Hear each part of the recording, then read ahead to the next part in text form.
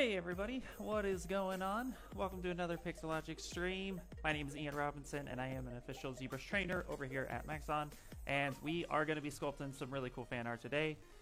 As always, don't forget to hit the like button, subscribe, all that good stuff. You guys know. What you guys doing? What is happening? Just so you guys know, I primarily speak English. I don't have a second language, but I do sometimes go to Google Translate and I try to translate the question as best as I can. So I do apologize. No, I'm not watching a game currently. But hello and thank you for joining. So today I thought it would be kind of cool to do a little bit of fan art. No spoilers here if you guys have watched Stranger Things, if you know of Stranger Things. But nonetheless, we're going to be doing some fan art. I really like the original creature from the first season, so I kind of wanted to make my own and go over a few, just kind of block it out with you guys using some fun techniques like Z-spheres, etc., etc., and of course taking questions. Hey, how to draw? How you doing? Hello from Argentina. Hello, welcome. Always a pleasure to have you here. So, real quick, I have my concept here. We're just gonna go ahead and just put this over here so everybody knows what we're making. No big deal. We'll just stick that right about there. Don't mind the banana. I cut the little banana. Let's go ahead and let's get a new sphere happening in here. So, actually, we're going to go ahead and let's just switch all the way to the basic. And I'm actually going to use Z-spheres for this. I thought this would be kind of cool to go ahead and do something like this. Just in case, hello, welcome, dude. Welcome. Okay. So we're going to use Z-spheres to block out the body shape because the shape of this character is it's just kind of humanoid-ish. It's enough to we can get something pretty quick. So if you've never used Z-spheres before, it's really fun because we can use symmetry and you just have your Z-sphere, and what we get to do is we have keys like W, E, R, and Q. Q allows us to draw out a new sphere, W allows us to move it, E allows us to scale it, and R allows us to rotate, and then of course Control Z. And with symmetry turned on, we'll hit Q, and what we're going to do is just start with, I like to start with the pelvis. So this will be the waist of the character, and my butterfingers are happening. So we're actually going to hold shift, and that's going to snap. And then we're just going to go ahead and pull this up a little bit, and let's hit E to kind of scale this up, because this will be his shoulders. And because it's his shoulders, we want to kind of create a little bit of an S-curve. So I'm going to hit W, and I'm going to move this back a bit. So this will be his lower back, this will be his upper back. And if we hit Q and touch another sphere, we actually create another sphere right there. So we can get something like that. Nice, you made a banana look like an octopus. Yeah, actually that was an older sculpt that I did a while ago that I started refining and playing with a little bit. And it was off of a concept I saw, and I've been just tweaking it and making it better because if you've ever opened up an old file and you're like, I don't like this file but I like this file, I wanted to refine it and kind of give it a little bit more spin. So yeah, actually, you know what, let's just stick him, where's my screen at, let's put him right here, just like a little something to look at. You never know. Okay, let's go on back. Let's hit W. Hey, what is happening? Hello from Brazil. Welcome in, Snickles. Nice to have you here always. Hi, Matthew. Hello. Sahil. I'm doing great. How are you doing? Rubens, how you doing? Good. Awesome. Yeah. Today's Wednesday. It's funny, in the States it was a little bit of a short week because we had Monday off for holiday. So today feels like a Tuesday and a Thursday. And I know it's Wednesday. So I'm not even in the day I'm supposed to be. Okay, good. All right. So let's go ahead and continue this block out here. So I'm going to hold W, I'm going to press W, and that's going to allow me to move that shape. Let's go ahead and hit Q, and we're going to create some, on the side here, just a little bit of, a pelvis. I'm going to hit W again. And so for anybody who's new to ZBrush, if you understand like just how to get the basic proportions down, Z model or Z spheres are really effective to getting that kind of shape and vibe. So we're really able to just play around and get something. And if we hit A real quick, that's going to give us a preview of what our mesh is going to look like. And hit A again, and that's going to drop that down. So we can always just kind of refine. I'm gonna hold shift again. That's gonna snap too. And here what we're gonna do for this, I'm actually, for legs, kind of gonna use this as scale just a little bit. I'm just gonna go ahead and bring this down. Like we're just gonna slap these legs down, straight down. There we go. And now what we can do, because it's drawn out all these spheres, we can tap somewhere in the middle, hit W, and now we can create some knees. So a really effective way. Boom. We don't have to worry about anything else. And Control Z works. Let's actually space it out just a little bit.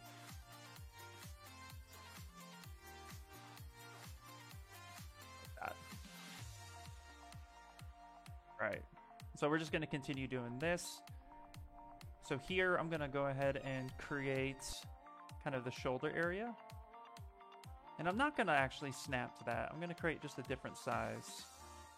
I'm going to kind of put this up here. And we'll end up positioning these just a little bit. So we'll get the shoulders here. I'm going to snap to this for a second. A W, which is going to allow me to scale this out. And now I'm going to hit E, and I'm going to scale this down. I'm going to hit Q to put another mark. E one more time, and I'm going to scale that down again. Because again, we're just trying to get shapes here. We don't really need too much more than that. And then same thing like in the legs, we're just going to create the elbow and bring that out.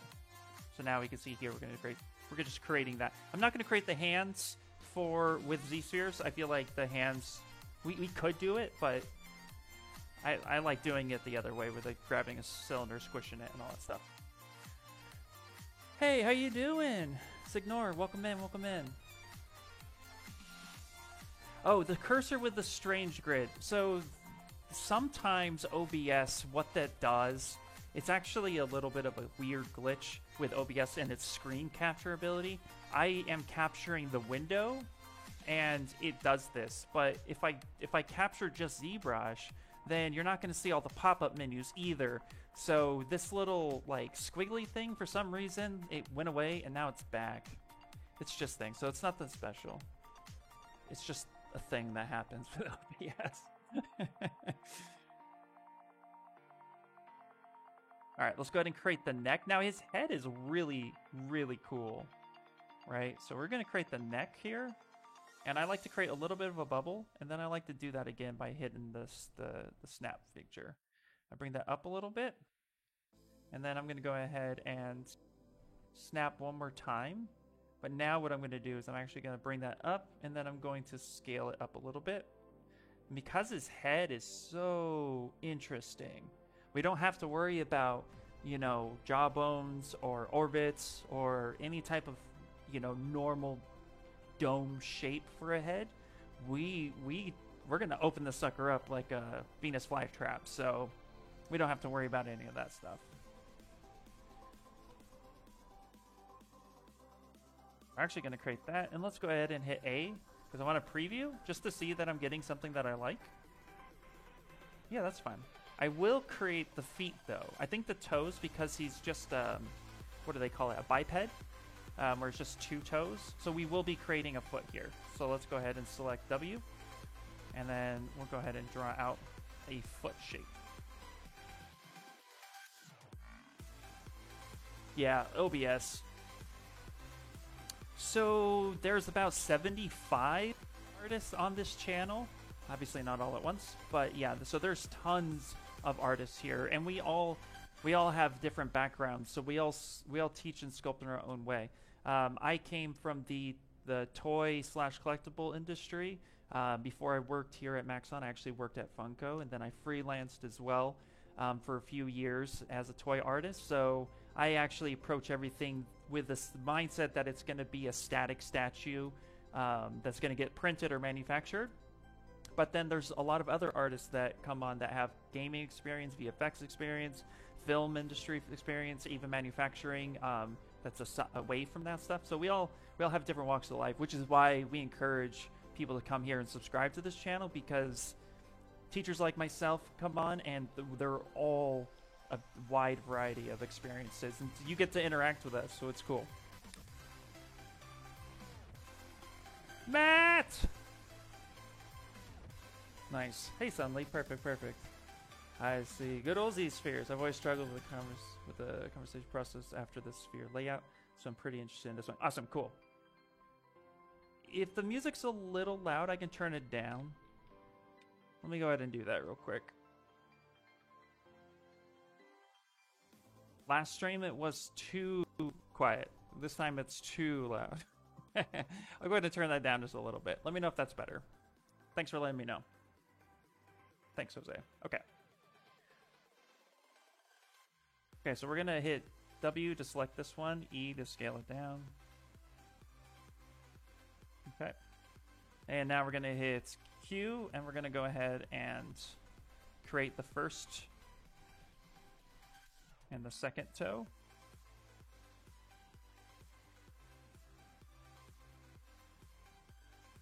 Have them roughly about the same shape. Snap that one. Now here's something interesting. So I'm going to go ahead and a little note with Z-spheres. If you're creating multiple spheres like this, if you have this one selected, but you want to draw over here, sometimes you actually might realize that it actually is connected to that one. So what I suggest is hit W for move, tap the sphere that you want to draw on, then hit Q, and then go ahead and you can draw that out. Sometimes it gets a little interesting that way. So just a little note. So tap that one, Q, grab that, W, draw that back out. Hit here, let's go scale. We're going to scale that down just a little bit, and we'll move that down. Our goal here isn't to get perfect Z-spheres, are a perfect shape. Our base here is to create just a base mesh. But we can get as fancy with it as we want. So like we can hit this spot right here, hit E. We can actually kind of scale that down a little bit to create the ankle itself.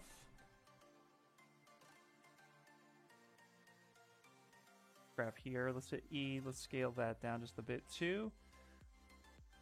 So this will give us our basic shape. Let's grab this one, let's hit this, and let's straighten that back out. All right. I think that's going to be fine for the shape, so we'll go ahead and... Now, what we want to pay attention to is adaptive skin.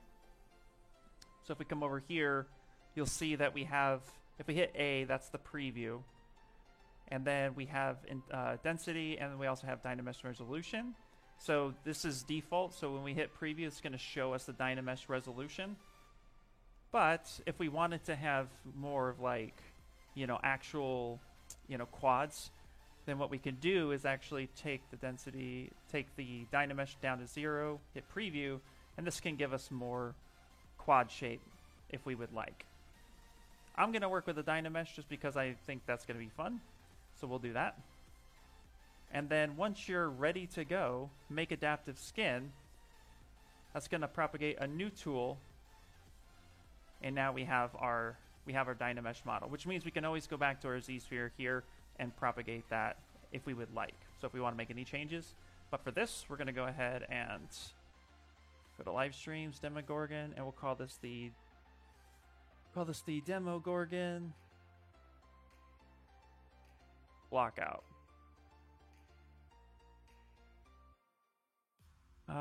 Let's see. Okay, cool. Thanks. I want to listen to your nice voice.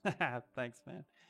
What is the brush to multiply the spheres? So that's Z-sphere, and to multiply the spheres, you're just going to go ahead and hit Q, which creates a new sphere, and then that will propagate a new sphere. W on the keyboard moves it, E scales it, and R rotates it.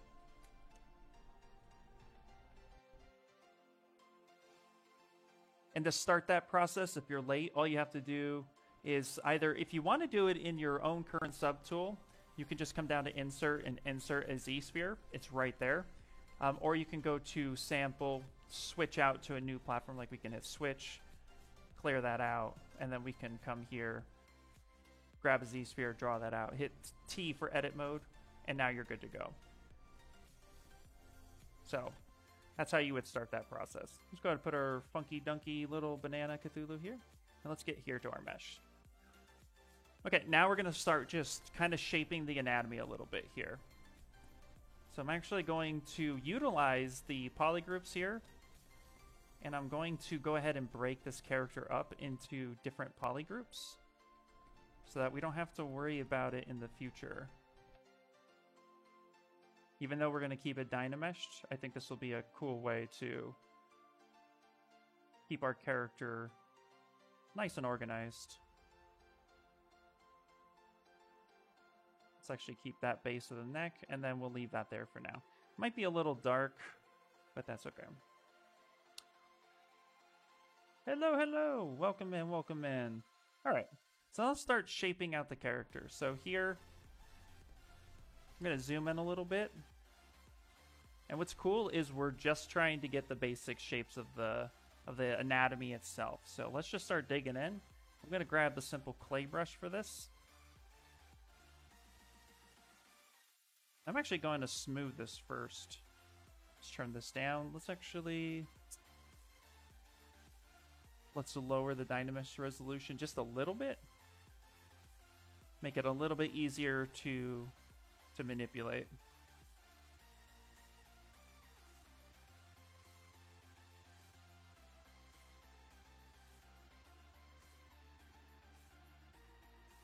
Now let's take the move brush. Let's start flaring out some of this. Let's get those lats. So he has somewhat human anatomy, so we can go ahead and start getting some of this lats built up. And we're just exploring at this point. Not too worried about anything.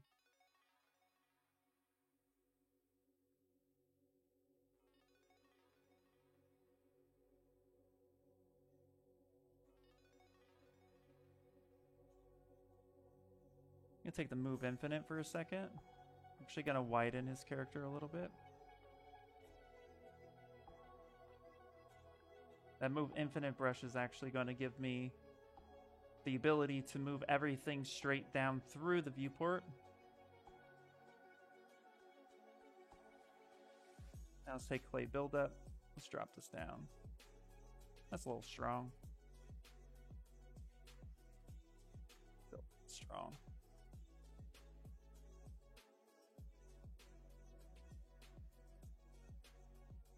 So now we're just going to get the basic shape. Let's get the collarbones in there. It's going to have some sort of traps to him.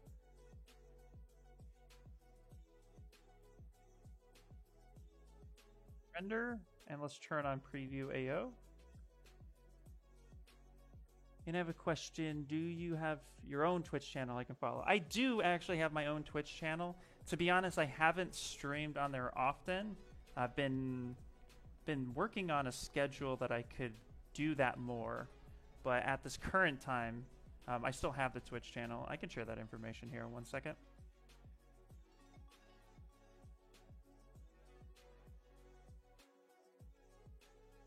Damn standard not doing what I wanted to do.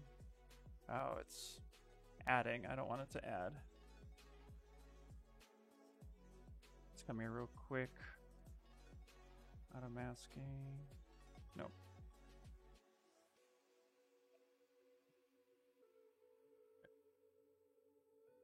This mesh is just a little dense. Let's keep groups on. Let's rework that.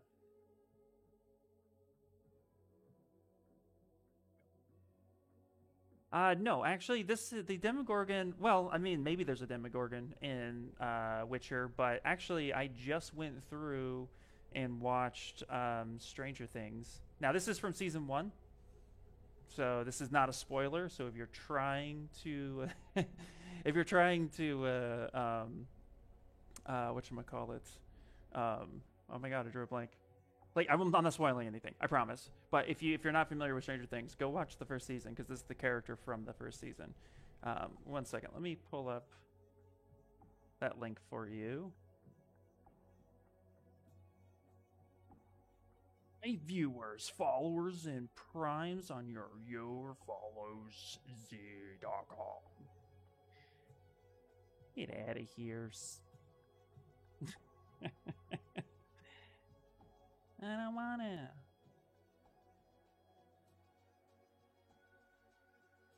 Yeah, actually, I've used it quite a bit. It's not my go-to, but I've used it quite a bit, which I really enjoy doing. So,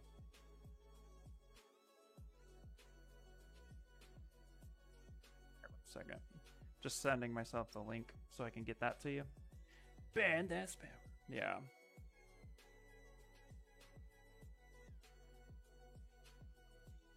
And it's done! Just like that. Alright. So yeah, if you want to see my accounts and all that other stuff, there is that right there. You can follow my work there. And like I said, I also have a few accounts. I'm just not active on there as often right now. Life is pretty busy, but I'm trying to actually come up a little bit more to do that. Okay, so let's get these basic shapes in here. What's cool is with the kind of humanoid anatomy, we're definitely able to just basically take that knowledge that we have and replicate it as much as we can. So this will be pretty cool. Let's get the ribs here kind of puffed up a little bit. We're going to keep everything kind of gross and just like Valley of the Suck. It's not really going to be super clean for a while. That's okay. Not worried about it being clean. I just want to build up forms. Especially if you're new to sculpting, if you're somebody who's like just kind of worried that it's going to not look good, don't worry about that too much. Just worry about getting all the shapes brought in. And then from there, you can kind of finesse it once you get to a spot that you like. But I never worry about if it's going to look good in the beginning. I just worry about, does it make sense? Is this, can I see my character within this material, within this clay? I'm a very just keep moving it around type sculptor. Thanks, man. Thanks. Much appreciated.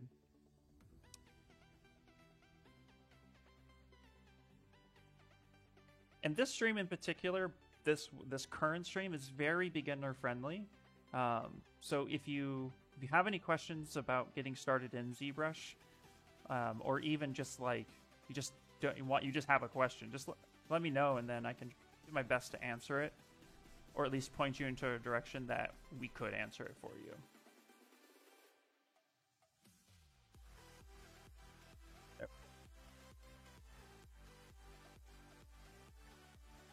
We're gonna make a little shield here.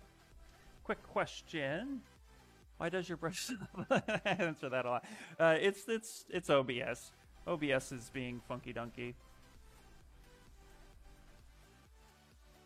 I almost feel like we should make that a disclaimer. Yeah, it's just OBS. The way it captures, it's unfortunate.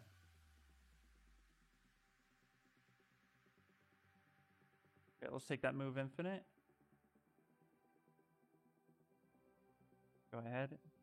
Now, his legs are kind of short. We can see that. That looks weird, right?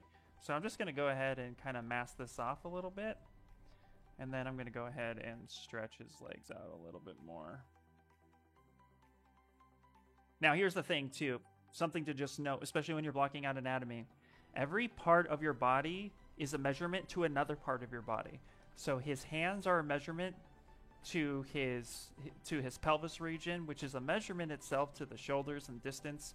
Also, too, the leg length itself is typically around the same, if not slightly longer than the torso.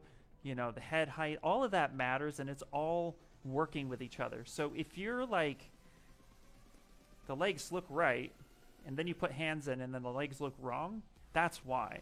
So just don't worry too much about whether or not you have all the correct proportions in the beginning. Just do your best to eyeball it, get it as close as you can, and then from there fine tune everything. So I'm not going to worry about the overall length and shape of the character until the rest of it is correct. If that makes sense. Yeah, not a problem.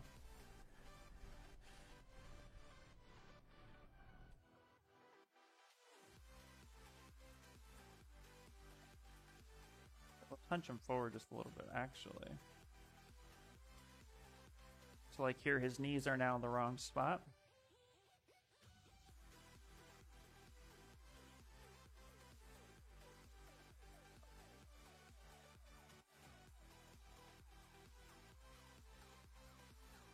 You know what? Let's for the hand shape. Let's go ahead and I'm gonna insert. I'm just gonna insert a quick cube that I'm gonna Dynamesh. I'm gonna slap this over here. Squeeze this in really close. So what I'm gonna do is I'm just gonna get a basic shape here. So I'm gonna take knife curve. I'm gonna create just kind of the palm portion of the hand. Nothing too fancy, something like this. Now I put this, now what's cool is I put this on the right side of the viewport. And primarily, I'm going to be using mirror and weld, but primarily mirror and weld works from left to right. However, if there's nothing at all on the left-hand side, and I only have geometry on the right-hand side, mirror and weld will still work. And since I'm used to working on this side of the screen a lot, that's actually what we're going to be doing. This song's kind of annoying. I don't know if you guys can hear that. Find a new playlist. That seemed a little too aggressive. What do we got here? Let's do lo-fi. Why not? Lo-fi's cool. Random question. Have I ever... Hold on. Okay. Have I ever tried to import something from in DAZ station from ZBrush?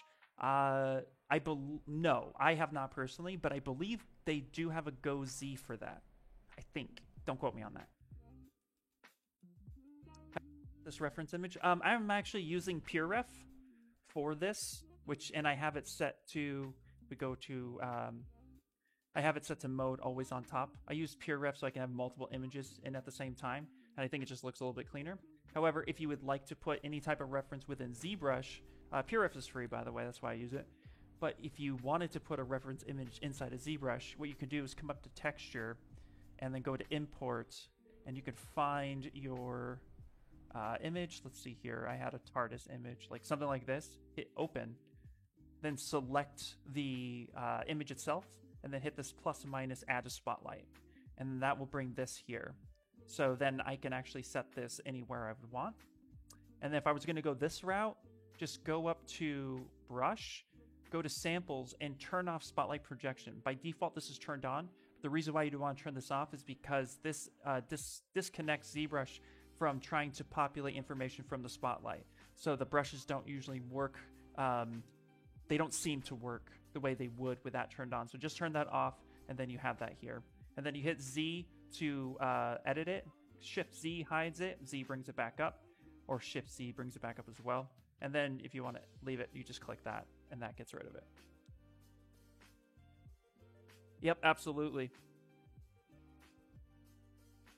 So we're going to go ahead and we're just going to get a basic hand shape here. That's about the thickness I would like to see with it, but let's see. Let's put the... I'm actually going to leave my palm open for now. But we're going to come here, and I'm going to use the basic move tool, and I'm going to just kind of edit down his wrist. Get that fitted in correctly. Alt-tap this one and scale it down just a little bit more. And let's actually take the trim dynamic and trim that the rest of the way. Something like such. And we'll finesse the hand a bit more We're just getting a block out right now, so we're not worried about details. We're barely worried about shapes. We're just worried about the feel of the character. So I have this right here. Whee! There it is. So now what I'm going to do is, like I said, so we have this hand, palm of the hand on the right side, and I'm going to use mirror and weld to get it on the left side because there's absolutely no information over here whatsoever. Zero information. So we're going to go down to geometry, modify topology, mirror and weld on the x-axis, and there it is. Boom. And now I have that on both sides. Now, if I do mirror and weld, I will want to make sure I make the changes on the left-hand side for that. So just a little heads up, just in case. Now let's go ahead and we turned on symmetry by hitting X, and now I'm actually going to go ahead and start blocking out some of the meat. So I'm going to pull up my basic IMM primitives, and we're just going to work with very low spheres. I'm going to get the palms of the hands coming in. You are so welcome, absolutely. Just going to get this. So we're going to get the, what my favorite teacher calls the meat butt. The hand butt, I mean. Right here. We're going to get this figured out. We're going to take the move brush. Let's get this hand kind of sort of blocked out. I'm working a little backwards with this because I'm actually having him T-pose with his hands open because I haven't rotated his forearms, and I don't plan on doing that. So we're just going to kind of leave that there. Oh, thank you. Yeah. It's artist. It is the artist glove. It's really cool. I like it. It's very comfortable. Okay, let's go ahead and do auto groups. Now, I'm going to mirror and weld because auto groups does everything separate. Mirror and weld that. And then I'm going to go ahead and I'm actually going to dynamesh with groups on so that I can keep dynameshing when I need to on the fly. But then I can make adjustments to the individual pieces I bring in.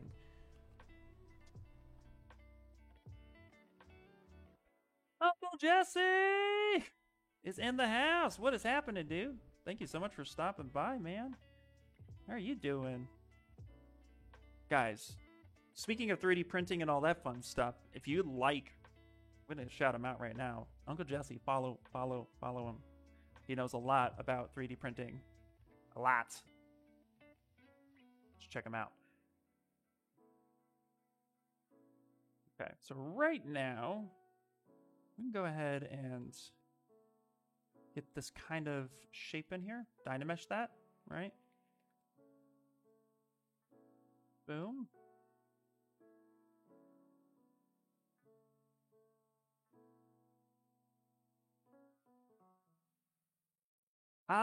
You know, that's a really good question, Matthew. I check with on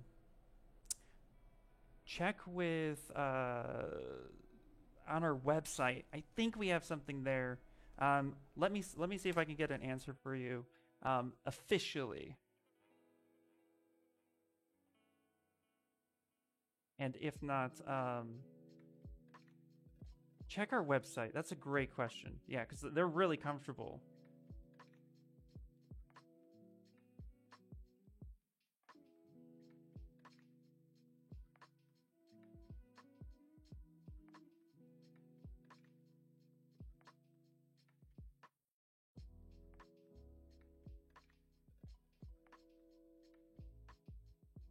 Yeah, I believe we have it. I literally just asked the question to one of my colleagues, so hopefully I'll have an answer here in a minute.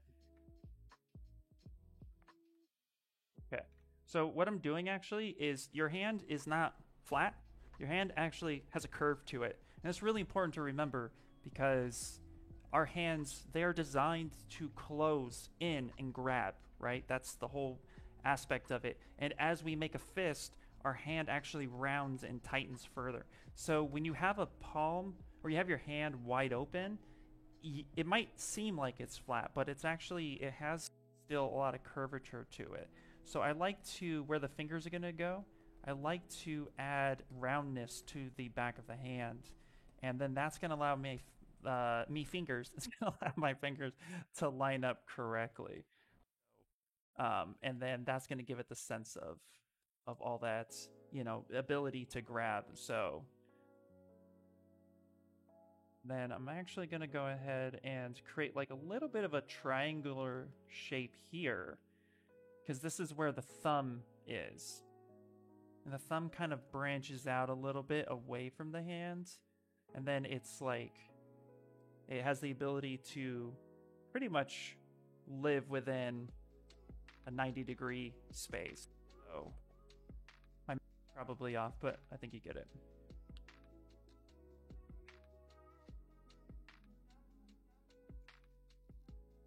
So Ian, I have a question. Could you do a short crash course someday on sculpt the female body and the face? Ooh, that's a good one.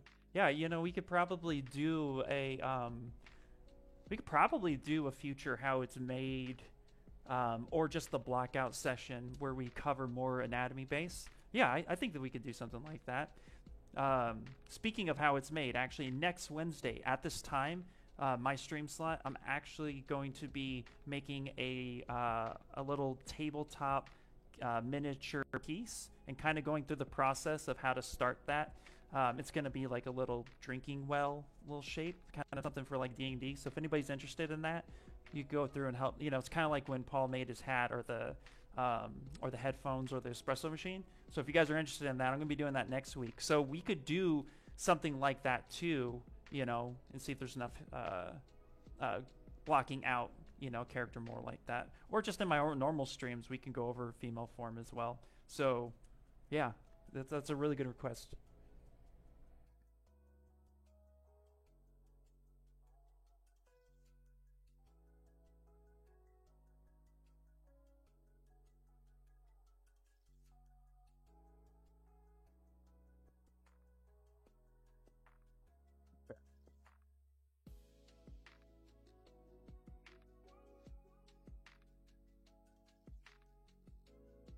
Well, yeah, if you I owe Matthew, if you do have the link, let me know if you can drop the link of what you found, and then we can get back on the glove. We're gonna be announcing that soon. I'm just kind of giving you the heads up, a little sneak preview of what's to come. Okay, I'm kind of noodling this part right here, so let's move on to adding some little fingers. So I like to make one finger, and then from there I will make multiple fingers. I'm actually going to use the capsule for this. We're going to draw this out. Bloop. I'm going to make one finger. Now he has 2, 3, 4. He has a normal hand. Normal. It's like a claw and a half, right? But we're going to go ahead and reach a time. Hey, that's right. But we have a normal hand here. That will be turned into a claw. So we're going to make a kind of semi-normal shaped finger. Before we do too much bending, though, I'm going to go ahead and just get a basic relaxed finger shape, and then we'll refine that. So I'm going to take this. We're going to split hidden just for a little bit. Split hidden. Now I'm going to go ahead and Dynamesh one solid thing. Now we can go ahead and start kind of making this a little bit breaky-deaky.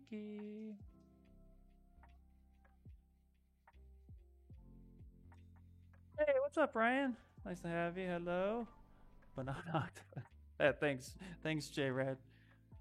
Actually, it was funny. Is this sculpt actually? You could find it. You could find the first iteration. I'm tweaking it now. I'm actually playing with it just to give it a little bit more, just to play with it. Because why not? It's been a little bit, but you can actually find it on my Instagram, which is if you would like the link, you can follow it right there. But yeah, it was pretty cool.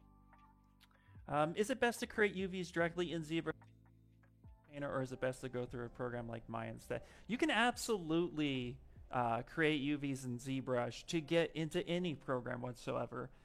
It all depends on, you know, what kind of control and what kind of you know, what are you using UVs for? Like if you're going straight to Substance Painter, just go ZBrush, Substance Painter, and text.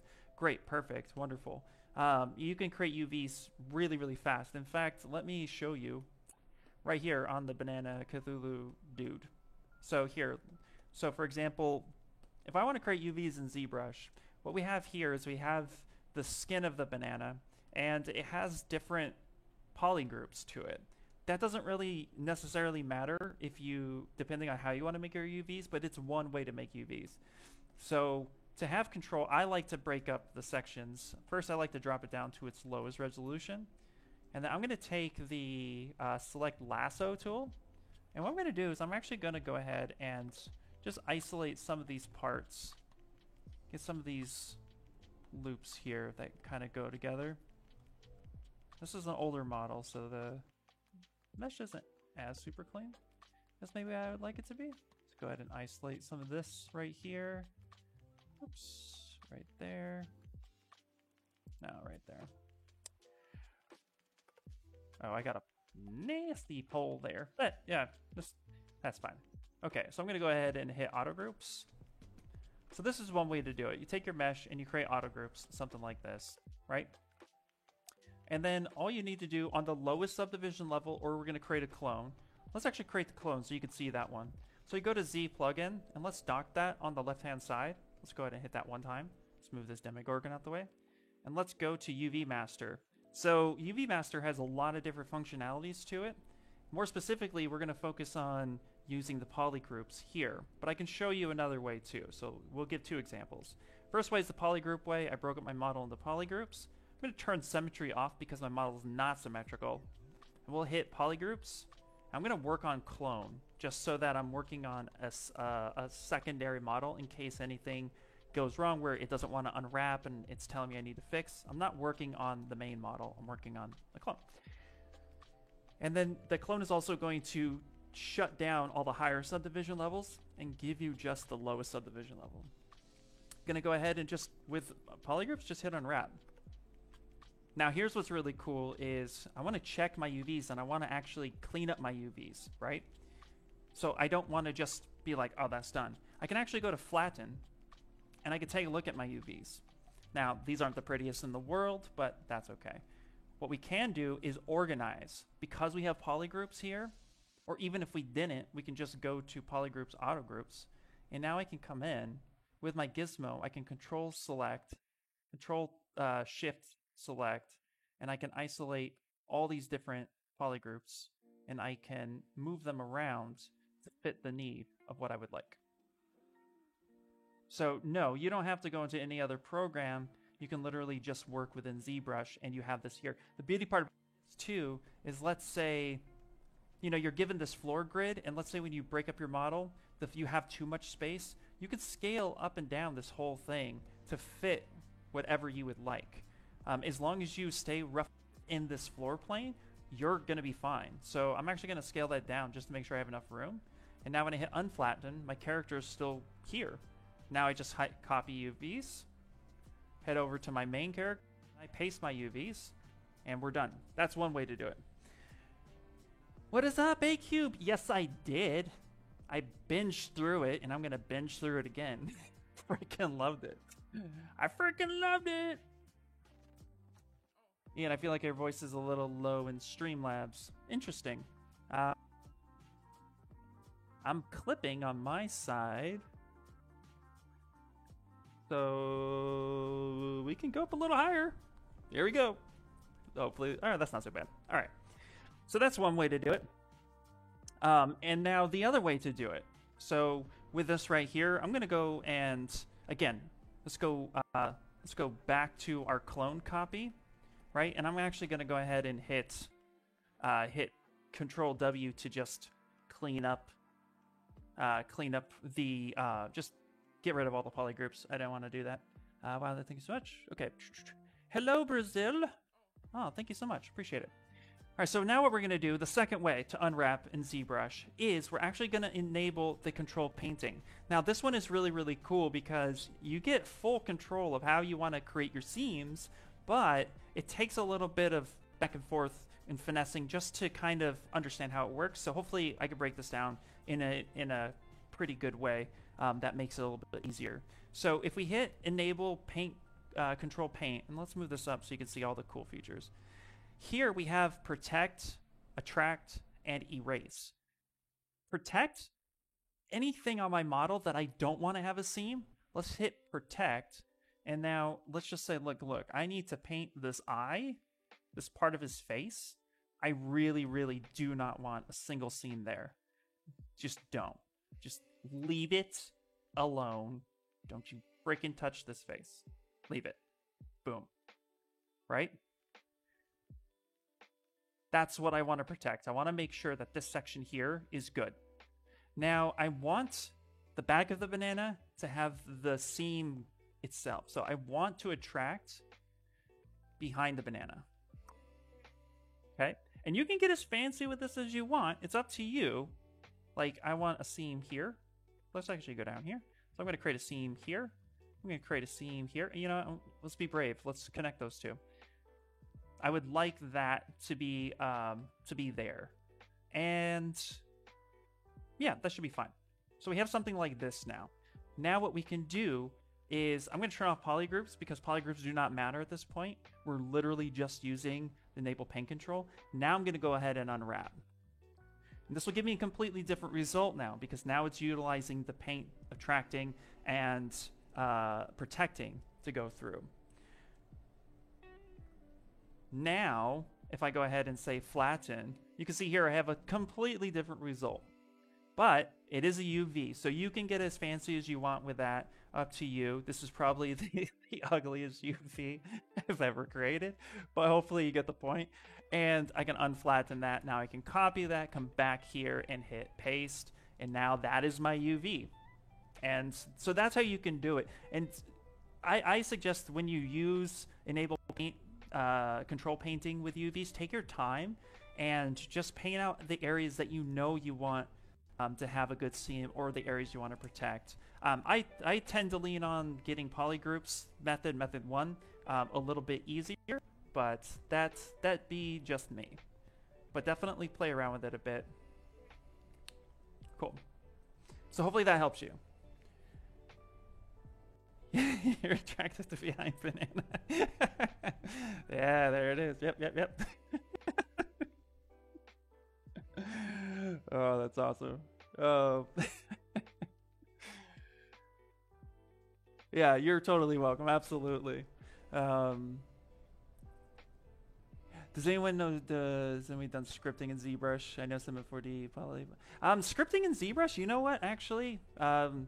I have dabbled a little bit with scripting in ZBrush, but let me get a link for you because there is literally an entire like section on scripting. Let me see if I can pull that up for you real fast.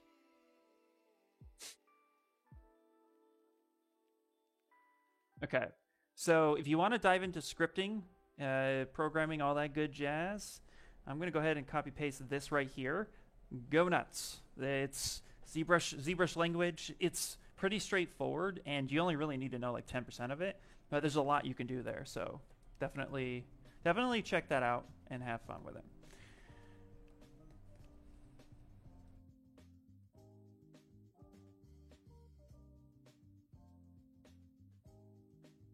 Okay, let's get back to blocking this guy out. We were working on his little thingy, and what a thingy this is. Remember, we're just going to create the one first, and then we'll end up making other ones.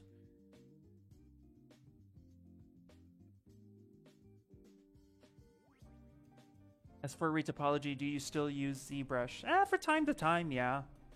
For the most part, again, what I do, I rarely do. I've done stuff for animation, but I rarely do it. I don't live in that world. I've just been requested to do it before.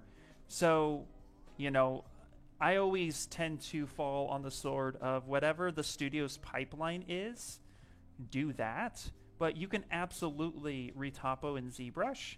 But there are programs that are also designed for that too. So feel free to look around. But yeah, you can do it, absolutely. And you can get ZRemesher to give you good mesh, but nothing that I would say is animation ready.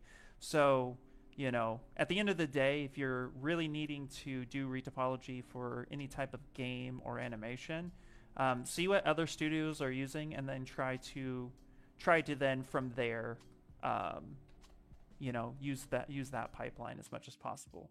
But you can absolutely do it in ZBrush. And in fact, I believe, let's go up here real quick. If you know ZModeler, I'm going to come back here to project. So let's go to brush, and I believe, or am I just ZModeler? Yep, you got a ZModeler ZModeler topo brush that you can use specifically for that. That's under brush, ZModeler, and it's there. And if you would like to start retopologizing in ZBrush, like for example, if I wanted to just get this set up right here to start blocking out the finger, all you have to do is go B, I, and H to give yourself the IMM primitives. And we're going to grab this single poly here. I'm going to draw that out just like such. And then we can go ahead and split. We can split masked. So split masked points. And now let's just set up a retopo brush here. So B, Z, M for the ZModeler. Hover over an edge. I'm going to go ahead and hit extrude. Snap to surface. That's super important. And then on the face, hover over the face, do nothing. And over a point, move, snap to surface. And now here, I can literally start just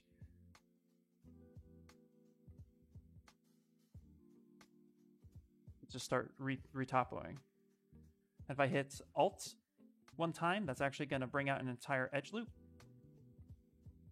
If I hit Alt again, it's going to bring out multiples. So like that, boop. So that works. So you could start really quickly building out in quads this way. So that is definitely a way you can start doing that. There's also, was it ZRetopo? Z-Sphere retopo. I played a little bit with that, but I don't tend to do that often. No problem. Glad I can help with that.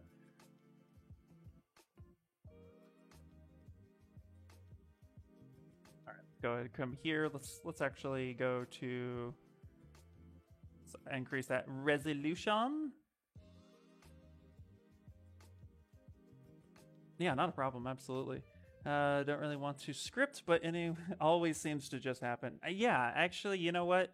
There are a few things that I really wanted to get done, and I was like, you know what? I'm just gonna create a script. And that's the beauty, you know, like, you know, if there's something you want, just script it. It's definitely an option. Okay, I'm gonna do my control drag trick. So holding control, grab that gizmo, kind of bring this over here. Now I'm going to space these fingers out a little bit interestingly, because I'm going to auto group them, but I don't want them to connect. Blah, blah, blah, blah, blah. Now this is where the roundness comes. We're gonna grab these little fingies and move them over here. How's my voice now? We upped it a little bit. Is it too much? I'll drag. I'm gonna scale this one down. And this reason right here, right now, is actually the exact reason why you should never really focus too much on getting everything proportionally correct out the gate, because now with the finger's width, I can see that the palm is too narrow. So I want to actually lengthen the palm. So there's 0 point in of perfecting this palm because I didn't have the fingers to map that correctly. Although I would say it's not too far off from what I was going for. Let's go ahead and go to poly groups, auto groups. Select this little guy here. I'm gonna control drag this little guy over. Let's get that thumb done happening. The voice is better. Thanks, Kurt. Perfect. Okay. I wasn't able to find a link, so if I find a link, we'll call it out. But right now, I don't have. But as soon as something comes available, we'll make sure to post about it.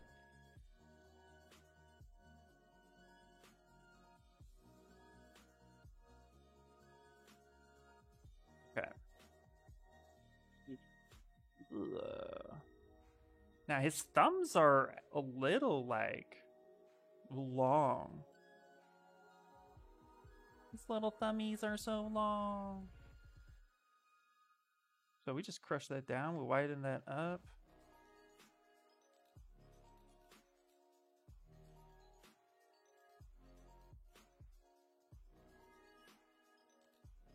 Nope, wrong way. I rotated that the wrong way. So I want to make sure that the thumb is pointing in a way that makes sense. Again, Valley of the Suck here. Okay, so these fingers are a little too fat too. So what I'm going to do, center of the world, I'm going to hold control, and on the gizmo, if you hover over this yellow little square thing, you can actually inflate or deflate your subtool. I can't speak. So that's one way to kind of control that aspect a little bit.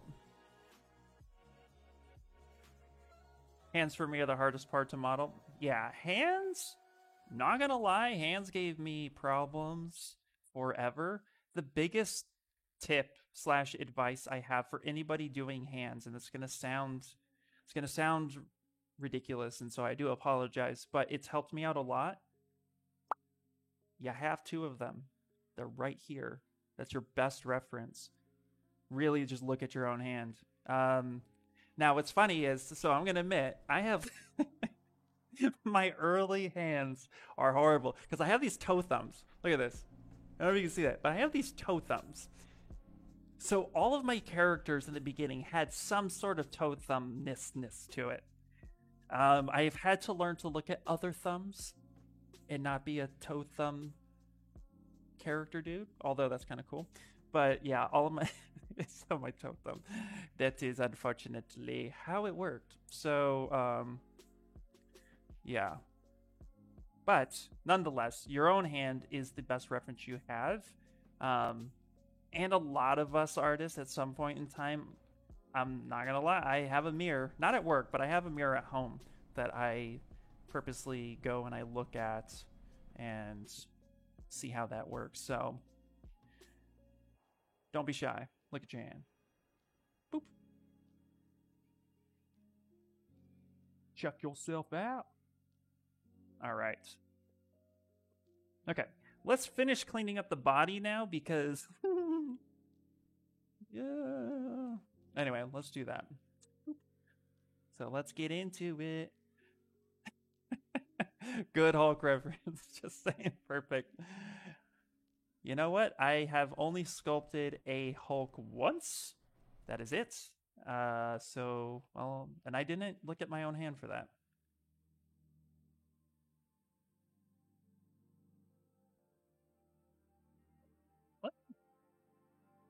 Let's reset my brushes because for some reason the damn standard is just not... There it goes. It's not cooperating with me. Okay. Let's get some anatomy blocked in here. So let's take this down a notch or two. And let's get the deltoids blocked in here. We're just going loosey-goosey, guys. Loosey-goosey. Somebody say Hulk. Let's have Animal. How you doing? Yep. My funky dunky toe thumbs are perfect for the Hulk.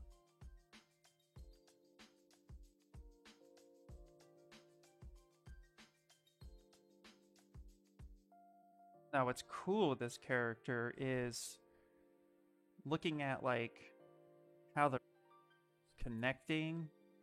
It's super cool. So I use the damn standard to get a general sense of where the anatomy needs to connect. It's something that just kind of I fell into.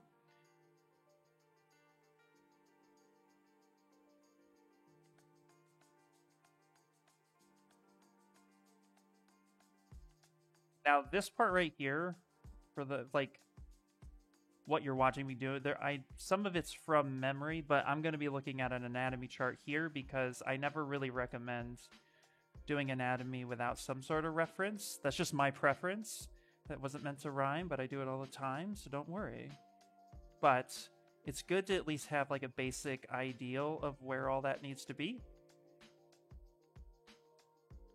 Okay, we can't have this monster here not have a decent booty, so let's do it.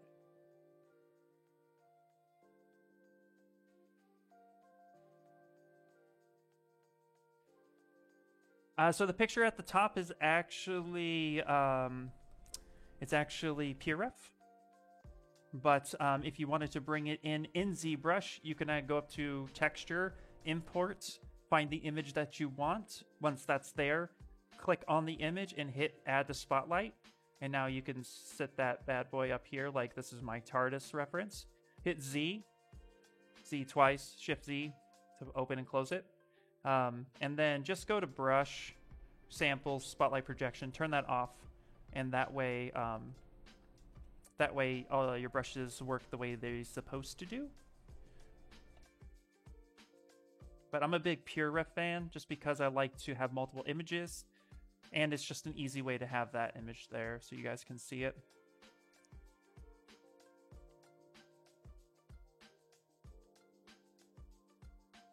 Message your friends, demand they show you your hands.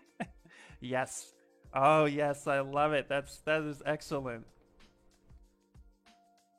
Hey Cube, show me your hand, please. I need reference.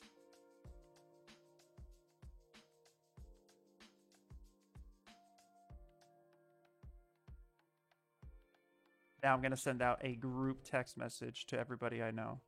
Hands. Show them. Let's go.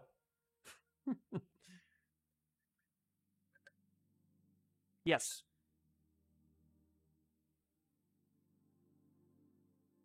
To your question, so you can have PureRef on another screen while you check your references. Absolutely. And I literally just go to Google. My reference charts are Google. I literally go to Google for pretty much everything.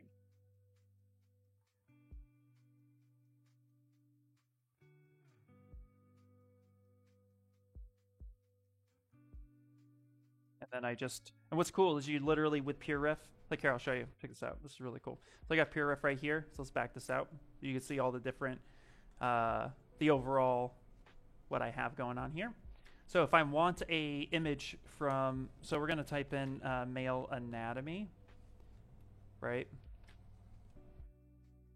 And here's a cool écrochet from another website.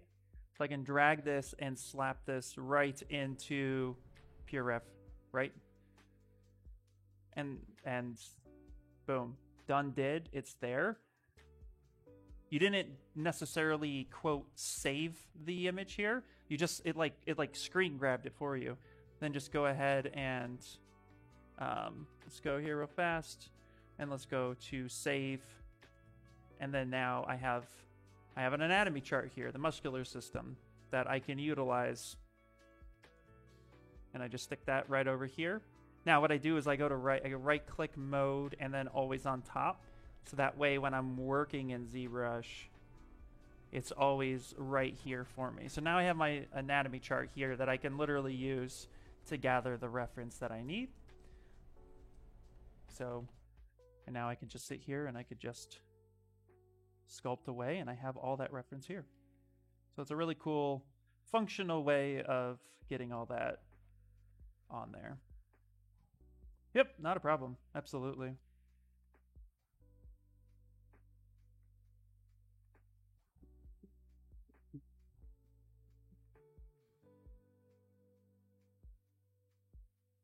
getting where those shoulder blades kind of are. Now, even though this is a creature, okay, we have to obey the laws of physics. And we want the muscle structure to look and feel like it's plausible. So we can exaggerate our creature, but we don't want to break our creature. So anytime we're doing something like here, we're getting the collarbone in. He has a collarbone. He must, because his anatomy is very similar to ours. But we can push that. We don't have to necessarily have it look like a human, but we need it to kind of be the shape of what we're going for. Right? So where their collarbone connects to the shoulder, you got a little dip right here, a little triangle dip.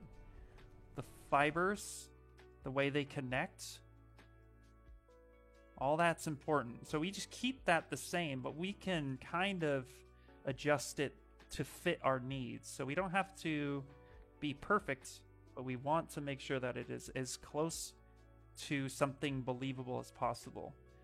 And then our creature will look a little bit more realistic. Now, I'm not worried about the head, and there's no way I'm going to finish the stream today. It's already 1 o'clock, and I go until 2, but we can get most of this looking pretty good. So we're going to build in the tricep area. We're just going for big blocky shapes at the moment. Elbow here. Hello! Memes are heaven. How you doing? Welcome in, welcome in. Does save pics with the Pexi sites. Oh yeah. Yep. Perfect, perfect. Hello, Vanessa.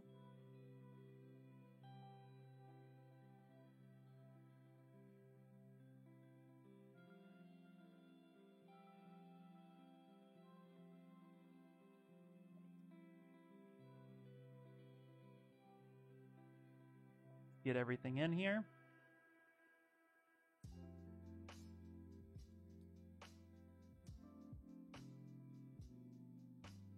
Once we start getting the muscle system in here, then we'll be able to kind of see and correct any volumes or proportions that don't make sense.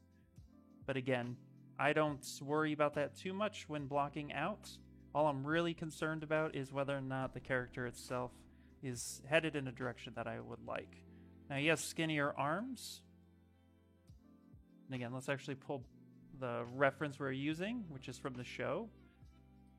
So I really like this iteration. So, and we could see a lot of different changes and stuff. So we want to make sure that we have at least some pretty decent block out and shapes happening.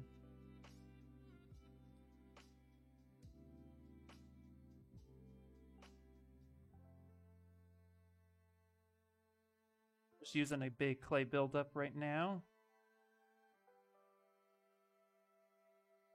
Just connecting stuff and things and stuff.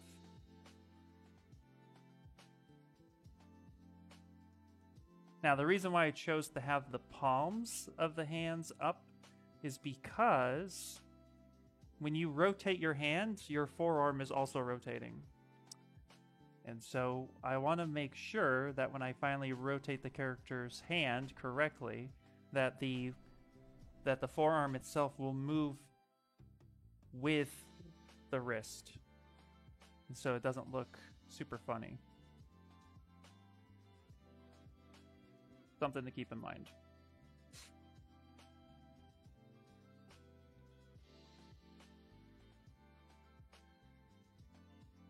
Actually, bicep has a split down here. And I'm just kind of carving in here real quick. I'm not too worried about anything else.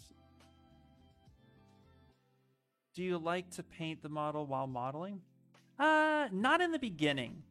When I start doing details and refinement, like if I know I'm going to be creating like some sort of like sore or like some sort of cut, then yes, I will actually build, I will end up building wounds and deep crevices with color at the same time, because I think it adds to the effect.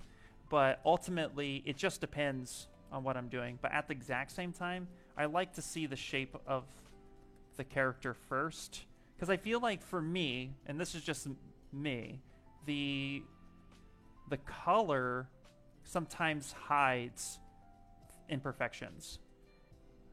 With this right here, I can't hide from myself. Like, you know, I got to work on this pelvic region and the way his legs are connecting to his torso.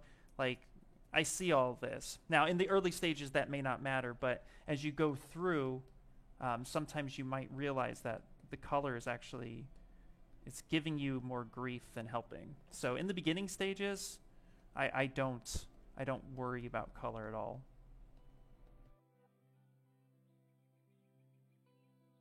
But that just be me. We're all a little different.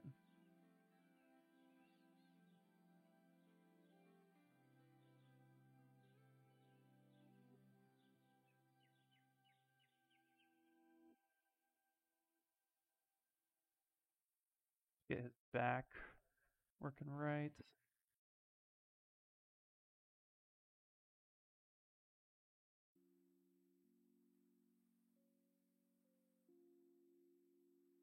Has anybody seen Stranger Things besides A Cube? If she's still here?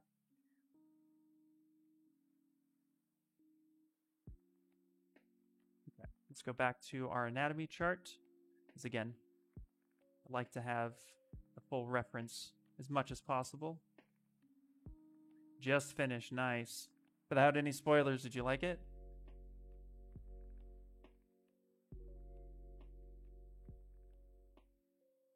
What's a Z-sphere? Oh, here. First off, let me save this. A Z-sphere is actually a subtool in which you can propagate armatures from. So if I go to... I started it at the very beginning, but just to kind of do a refresher, if you go to Insert, you can get a Z-sphere here. And from here, you can actually start blocking out an armature or a shape of something. So what I'm going to do is I'll hit X for symmetry, and then Q draws out, W moves, E scales, and R will rotate. So if I draw something out like this, and then hit W to move it, and then R to rotate. So this is how you can propagate a armature. I did it at the beginning, so if you'd like to see me go through it, but this is what we started with, just the basic shape. It's not really meant to be something that like you block it all out and then boom, you're done. Although I've seen some really amazing Z-spheres that it feels like they're completed, but that's pretty intense. And then from that shape, we now created something like this. So it just gave me the basic shape to work off of, but I still have to do all the refining and all that good jazz. So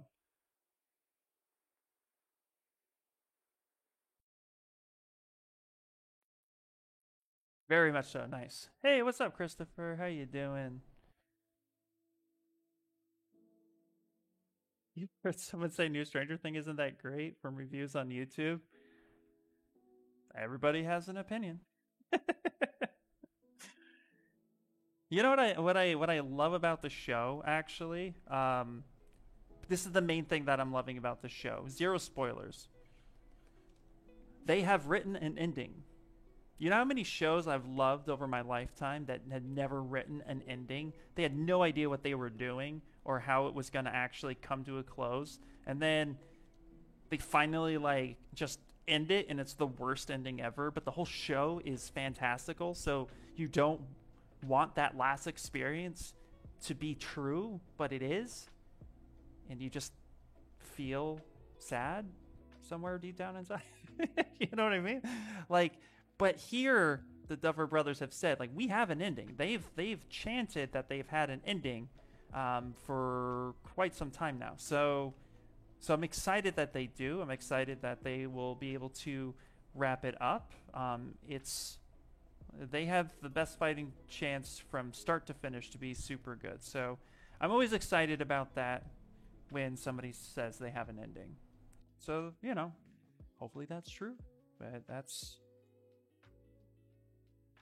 only time will tell, you know? Only time will tell. I'm actually going to go with a little bit darker of a color so you can see the skin shade isn't always the best for showcasing that stuff. And let's just go ahead real quick and isolate those legs there.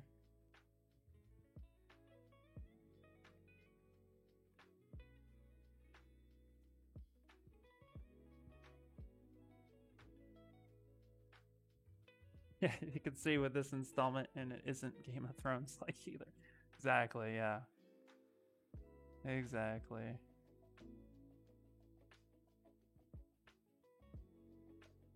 Yeah.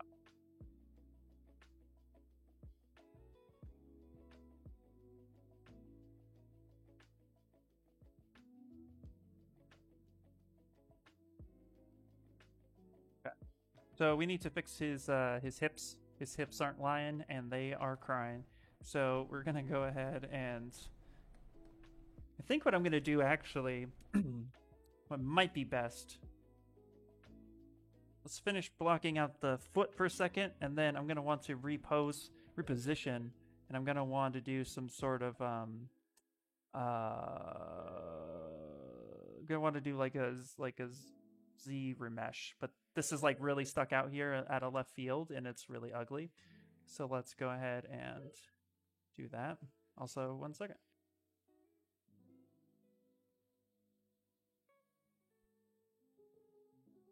The phone be ringing.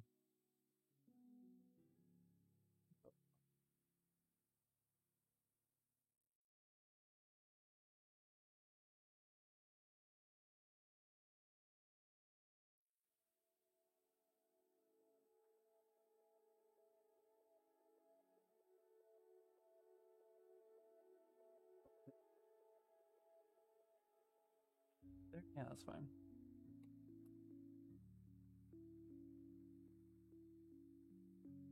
This guy here, let's pull this back a little bit. There we go. Let's get his leg shape a little bit better, because right now it's atrociously off of.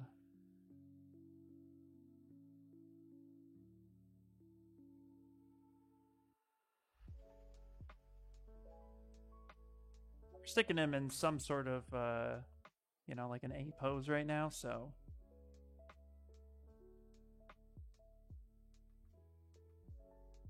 How to create a basic hand shape to sculpt. Actually, Wizard, I did that earlier. If you watch the VOD or the or go on the YouTube, we'll be up there. I do a pretty simple block out that might help you out. But we were just talking about how your hands are the best reference you have.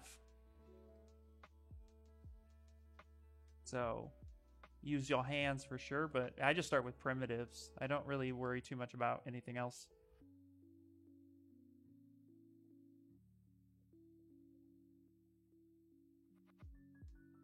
Here we got these like kind of bipod feet happening here.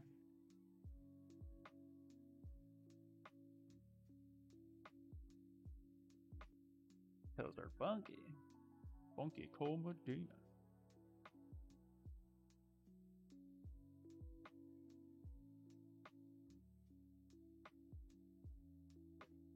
His arms are a little too far back. Like his arms themselves don't make any sense here. So let's actually do this. I'm going to select this. I'm going to actually turn off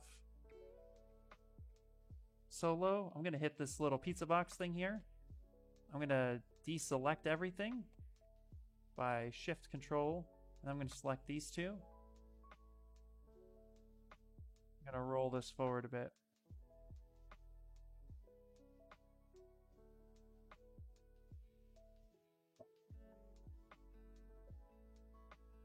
A bit better. I'm here for a second. Let's pull that back.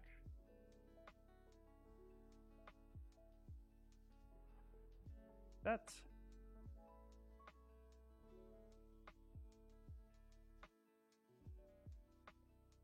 back up.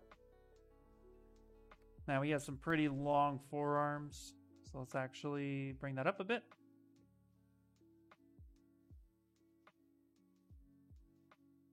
Okay. Let's take a look at the creature concept one more time. Again, we're not going for full human. We're going for something else. Something else.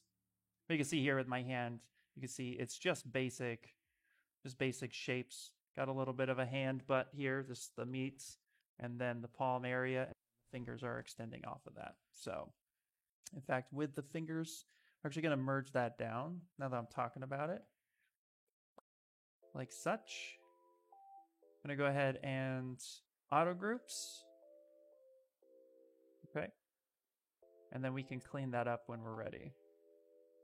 Auto groups and mirror and weld. Keep that the same. Let's go ahead and save it. I haven't saved that in a while. We're still in the blockout phase. Just not too bad.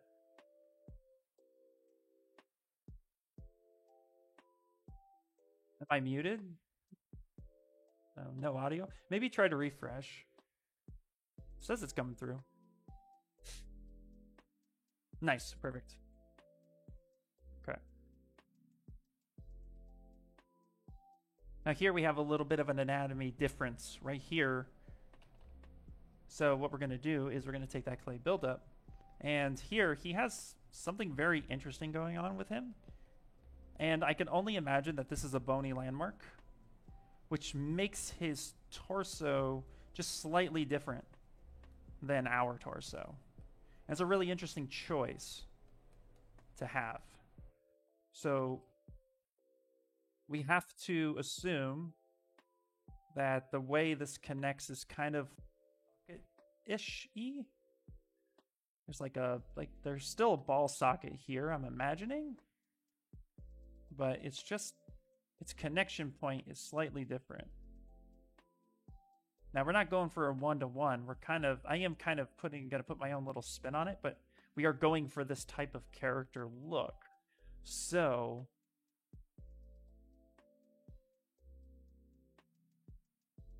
probably make adjustments that make sense to us. But because the show had this character within it, it seemed to work for them.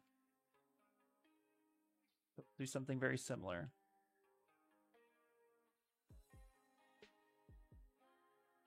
Bit of a butt.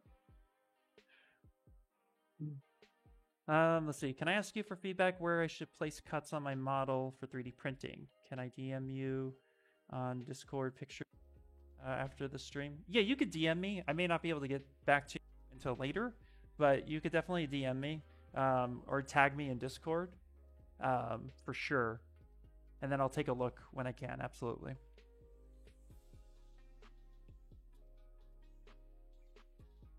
Yeah.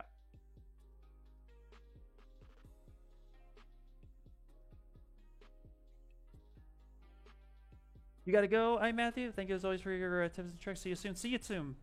Thank you so much for stopping by. Much appreciated. Enjoy the rest of your day. No rush. Just need advice on where to post it. Yeah, no worries.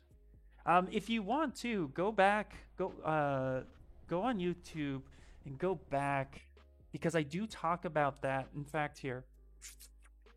Hopefully this will get you started a little bit. Oh my gosh. Get over here. Get over here. Boop. Go to YouTube. Let's see if I can find the right link for you. Let's go to Pixelogic. Videos. 6 days ago. Here we go. Scale. Okay. I'm going to put this video in the link. We went over 3D printing stuff last week. So definitely check that out. Because I go over cutting. So watch that. I'll still look at it. No problem. But check that out and kind of... I do it in real time. So you could see a few options in the way I do it. And then yeah, I can point you in the right direction.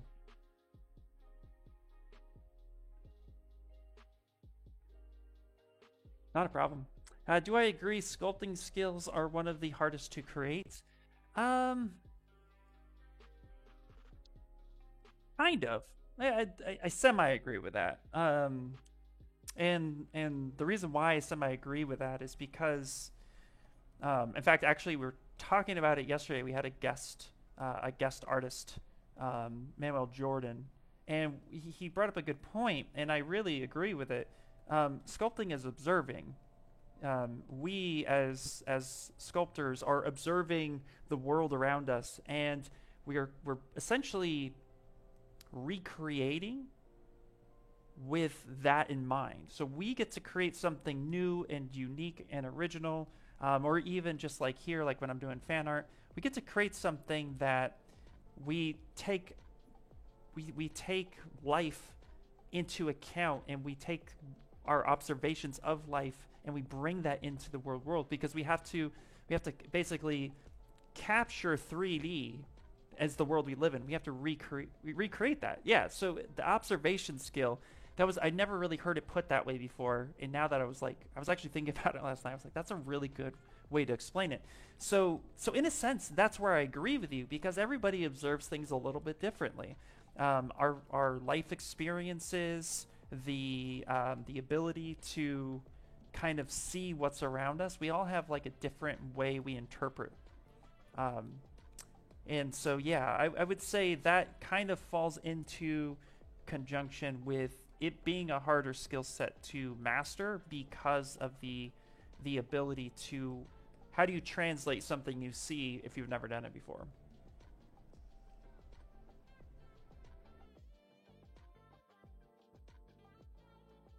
So yeah, when we are posing, which is very different from a pose, what is a good time for that? At the first stage or at the end? Um, Great question, and the answer is pretty much whenever you're comfortable breaking it. For me, I sculpt a lot of static statues, so the time to break symmetry is actually pretty early on. I'm getting to the point where I just want to have enough information to then pose. Right now, I'm still blocking out, so there's nothing. So I would say by the time you're done blocking out the character, if the character's never going to be animated, get into get into pose immediately, because then when you sculpt in pose, you actually get, in my opinion, you get a lot better results and something more believable. Where if you're sculpting for something that needs to be animated, then you need to have that high res that you're going to bake down into your low res for it to be animated with all that high detail. So it really is a matter of pipeline. But if it's a statue that's never going to be moving, I like to go into pose very quickly. I like to figure out the pose very quickly, because the way, something, especially like a creature like this, the muscles of this creature are the clothing of this creature. So to get it in pose quickly means that I can get the muscle placement correct, and I don't have to worry about finessing that or breaking it during the pose process. So it really is up to you, but ideally I am project dependent. So if it's going to get animated or rigged, I don't pose until the very end, and that's only what I consider a quote test pose. If I am going to do a statue, I pose very quickly once I have the block out completed where I'm happy with it.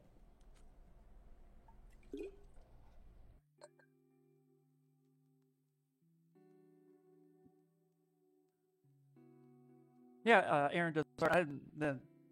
My answer kind of goes for everything. It's all observation. When we look at anatomy, we're observing what we see, and then we have to translate that. I do think human anatomy is a life process.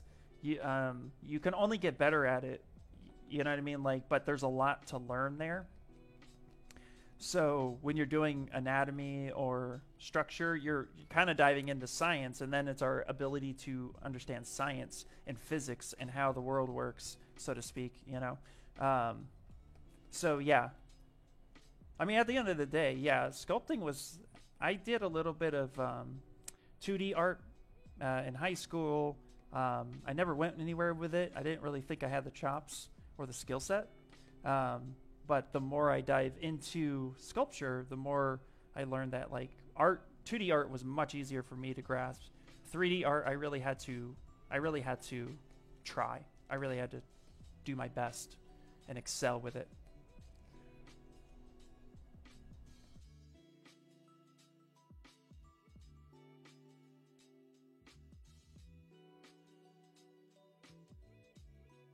Okay. I'm gonna go ahead and kind of scale his feet up a bit.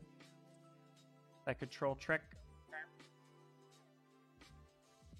get something a little funky. What time is it? It's only 1:30. We got time. Okay.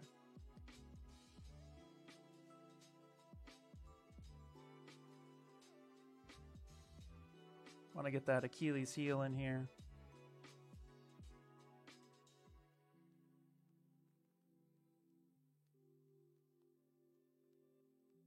Just kind of shaping that down. Very subtractive sculpting right now. We have bones here, so we want to make sure that let's actually use the move infinite, and we're gonna pull that back. Give his toes a little bit more. Okay, fine. Let's actually block that off. There. That's how we do.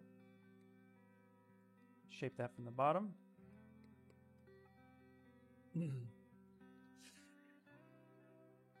Let's see here.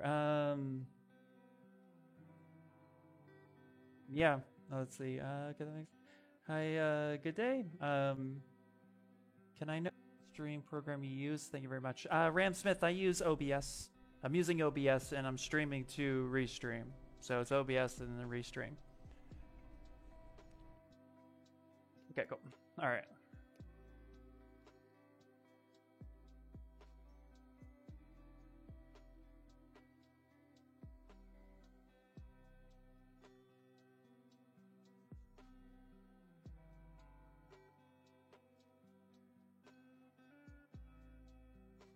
For those of you who are coming in, welcome very much. I appreciate you being here. We're still just kind of blocking out this character.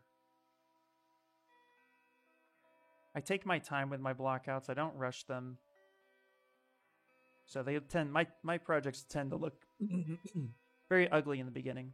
Pardon me. Wow, I've had like so much water today and my throat is like, no, stop talking. Yeah, if the character has some clothes or something like that, we make those after pose or before pose. Actually, that's a great question because because I tend to make them in T pose, and then I work out all the wrinkles in pose. But some aspects are difficult. Like if I make a cape, I'm gonna make a cape in A pose. But if I make if I'm making a robe, I kind of build that almost in pose. Like if I know the character is going to be like this, for example, posing the arms and everything and the clothing at the same time might be kind of difficult. So I might just pose the character and then do the mask extract method to get that kind of close in the shape. But again, if it's not going to be animated, I tend to find that pose quickly. But it depends. So yeah, I'm kind of sorry. Don't mean to be all over the place. It really is project dependent, at least for me. So I find the easiest path to success. What is the quickest way to get there? But clothing is asymmetrical by nature. Even my t-shirt that I'm wearing now, it's wrinkling much differently on one size to another. So even if you stay in pose, you're going to have asymmetrical features about it. So, and then of course you have memory folds and then you have movement folds. Movement folds you're not going to sculpt unless your character's in motion. If it gets rigged, you want the animators to be able to deform the mesh however they see fit. Where, you know, so then the memory folds, the folds that should be there that define the piece of cloth, that's important. So, yeah, to be completely like out here in space somewhere as the answer, it still kind of depends, yeah. So I do apologize for this random rant. It's just kind of where it's at. Do I find it hard to design? Yeah, actually, I do find it hard to design. If I have to make something on my own, something original, I sometimes get stuck with that. I have a hard time grasping my ideas and forming them into something that I would feel cohesive. So that's why I found it a lot simpler to find some sort of concept and then work off of that concept, even if I am creating my own piece of art. I find a lot of inspiration because I struggle with that.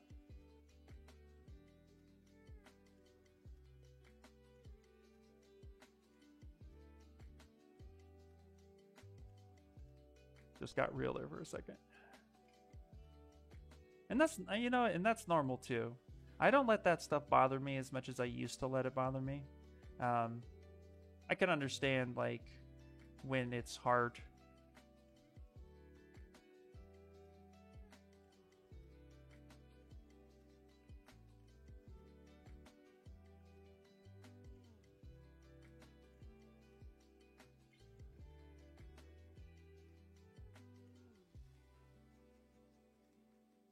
What time is it? It's okay, 1:36. We got time. We got time. We got time. It's on our side.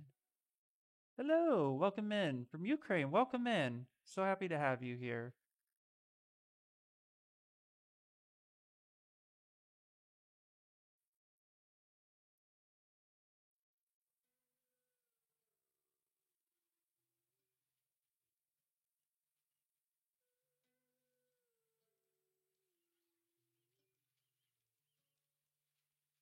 I was just looking at the design of this creature off screen for a little bit. Let's actually bring that back on. Okay.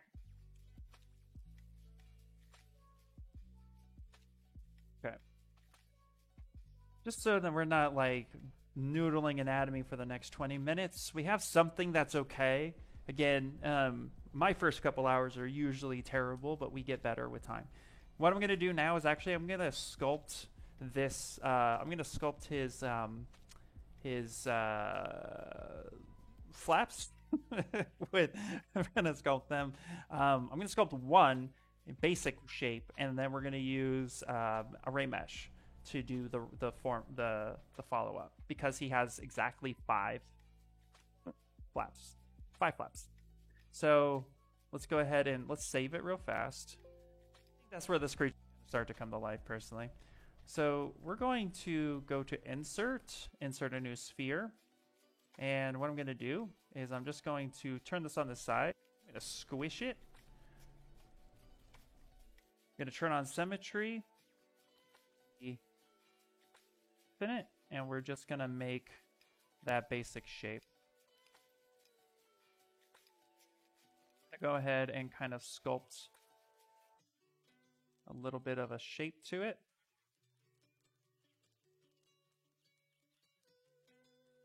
Now what's crazy is this character, we're going to try to keep him within symmetrical territories as long as possible until I'm satisfied with posing. Now, I know I just said that I tend to pose as quickly as possible, but I am trying something unique with him where I actually may want to rig him. I'm not too certain yet. So, that being said, we're going to keep him here for a while. Because again, why not? Do something kind of fun. Let's turn this on the side here.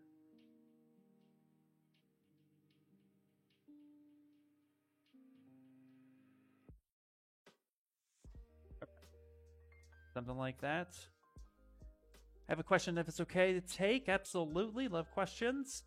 From another idea or inspirations poses and not making exactly the same, just changed here and there. Do you know? Is it okay to take from another idea? Yes, absolutely. It is okay to take from any ideas. You don't have to take from one. Like, I'm not posing him the same way he's posed here. In fact, I try very hard to make my own poses. I tend to pose difficult poses. Let me show you what I mean. I feel like I am the type of person that decides that I'm going to pose something ridiculously hard. So we'll take Ken, for example, here as we load him up. This was a hard pose. Subtlety is not easy. This pose was very difficult to get right, and it took lots of iterations to get something that I liked. A lot of static statues they have a lot of action in them because that's easy to sell. And I'm not saying that as like a cop out or anything. Like action statues, they are easy to attract person to see them because you're seeing something in motion and they're beautiful. I like to challenge myself and I like to do something really difficult, and so I tend to choose very subtle poses, and that's kind of my thing. I don't do a lot of action-y poses. I do a lot of subtlety. That's difficult. I took this pose straight from another portion, and then I sculpted reference from another set. So to answer your question, yes, absolutely. Take poses, take different ideas from different things, and that's what's going to make it your own. Try new things too. Having an action pose, having a subtle pose, those are two different struggles, and it's important to kind of try and play with it a little bit. So yeah, hopefully that answers your question.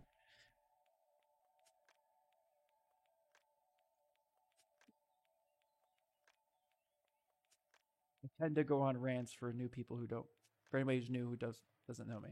I go on rants. It's a constant struggle between viewing our work as artistry and craftsmanship. Gotta keep making stuff, and eventually someone will call it art. Absolutely. The other thing I like to think too, is art is art. Art is opinionated and subjective, and it is okay to have something that, quote, goes against the grain, so to speak.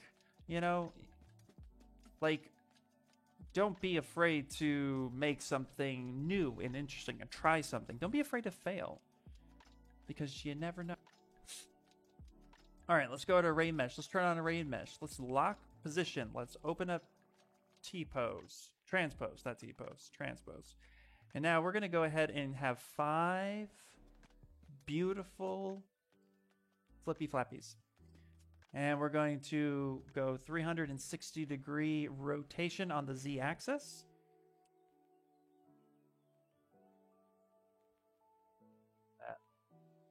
That.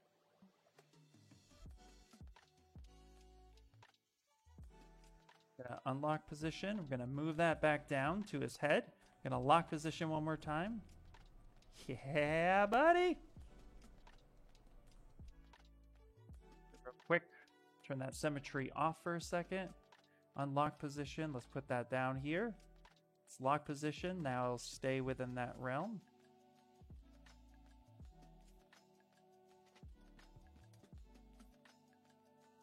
Let's go a little bit more like this so we can open it up a little bit more.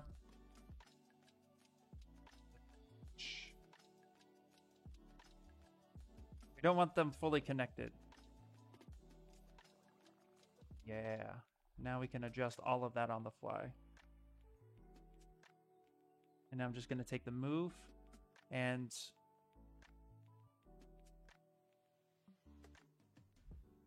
take symmetry. Let's turn that back on. Let's move that in like such. That should connect it a little bit. Now I can take this guy and we can start connecting all of this goodness. Struggle with hands, and I always end up with lumpy fingers. No, dude, we all do. Don't even worry about that. I'll go back and touch up the hands a little bit, but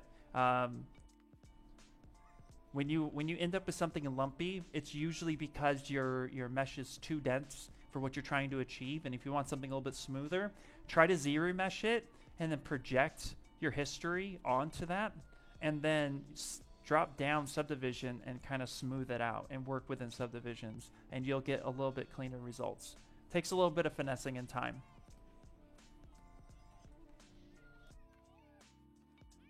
Okay, now we're gonna just punch a hole in his face.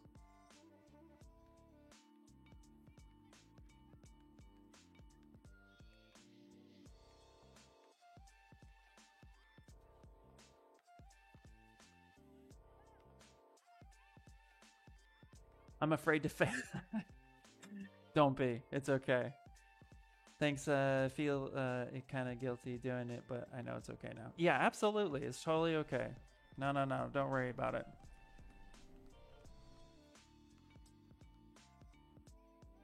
If you want, I'm gonna use your mind here for a second too when it comes to creating art. It's okay to use base meshes.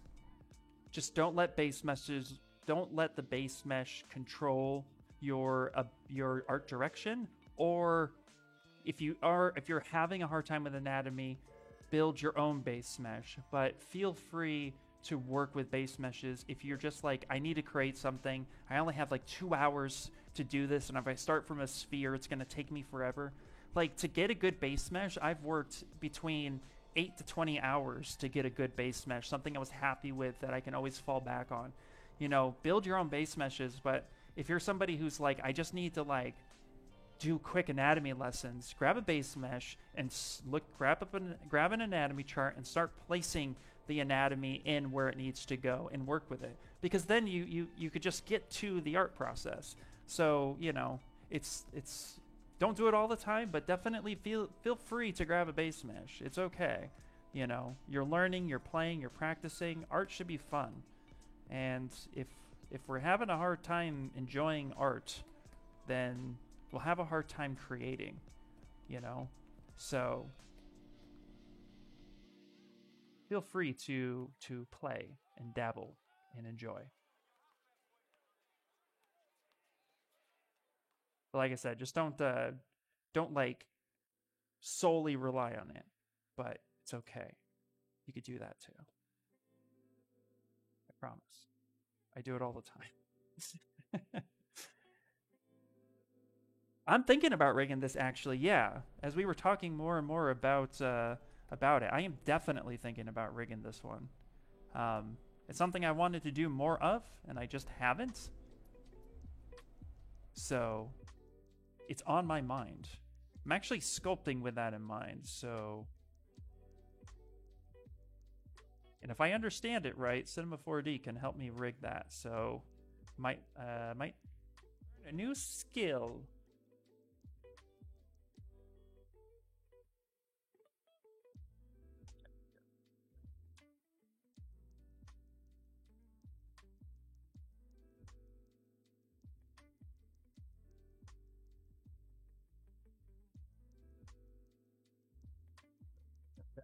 Then let's create a little mouth bag.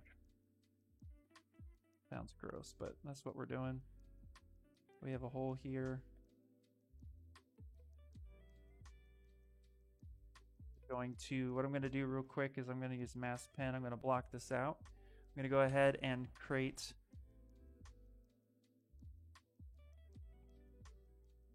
Actually, let's just grab this real fast. So this is going to seem a little weird, but bear with me here. We're going to go to display properties, turn on double. I'm going to go to solo. I'm going to mask this section off right here. Actually, let's go, where are we? Yes, hit okay.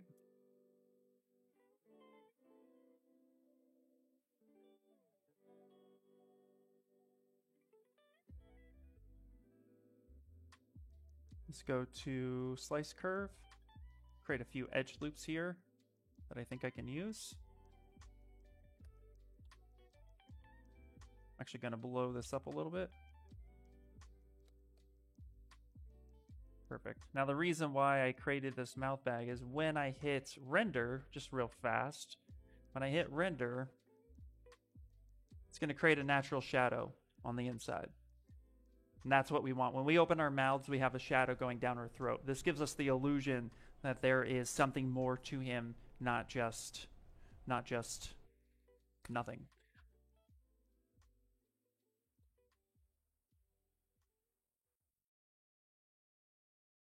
I applied radial symmetry, but can you apply asymmetry to one of these objects in itself? Oh, you mean with the with this right here? So with array mesh, whatever I do to this one, yeah, it's going to do to the other. And I absolutely could play with these settings and adjust it to however I want. Array mesh is primarily used for a little bit more of that radial action, but you can adjust it and fine tune it, stack layers on top of it to actually get something a little bit more interesting. But typically what I will do is I will make the mesh. When I'm satisfied with this, I'll make this mesh, and then I'm gonna pose each one individually because I want that kind of independent control. But for right now, just to get it pretty close, I'm going to reside within keeping it kind of radial at the moment. Most of what I do when it comes to asymmetrical stuff is going to be very much hands-on. I don't do things super technical as much as more sculptural.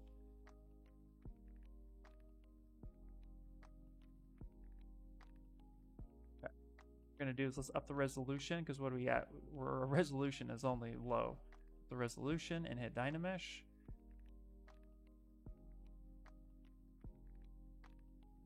Be too much. That's too much resolution. There we go.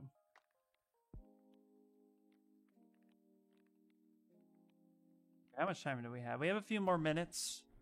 This piece is going to be super fun. I'm really excited about this piece. We're going to put all sorts of teeth in him. He's going to look super gross. It's going to be awesome. Now, this is one piece that I'm more likely going to be continuing off stream, but as you can see here, we got something fairly interesting, and we could start to get to the point where we're actually going to start, refining and cleaning this up, and then really get those proportions locked in. In fact, actually, do we have, real fast, here's a shot from the show itself. So what we're going to do, I'm going to blow this up, and let's actually check our proportions now before we go home for the day. Okay, so his legs are much longer and lankier, which is perfect. So we're actually going to mask this off.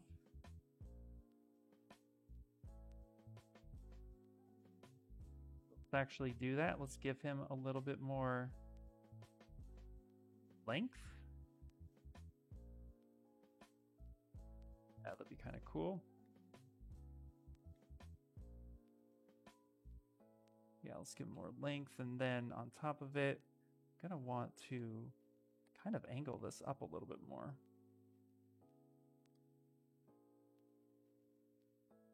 Actually, let's mask off. No, let's not mask that off. And time flies, I know, right? What the heck?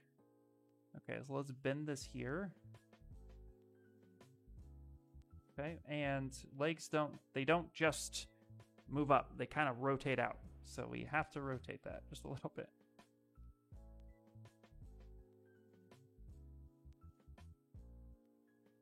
He also has, oh, this is really cool. I don't know if I noticed this before.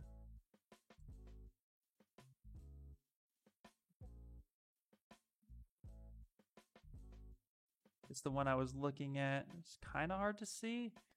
Yeah, he has a little bit more of like a second joint. Take this down here. Let's extend that further.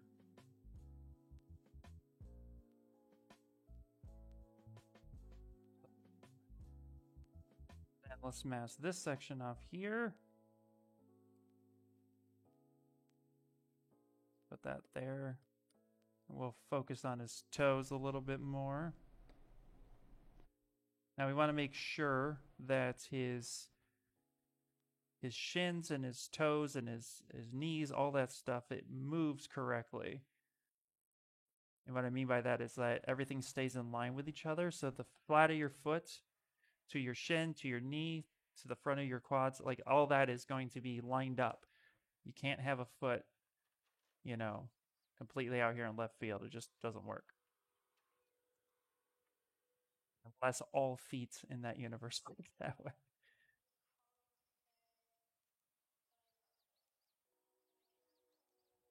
And like that a little bit.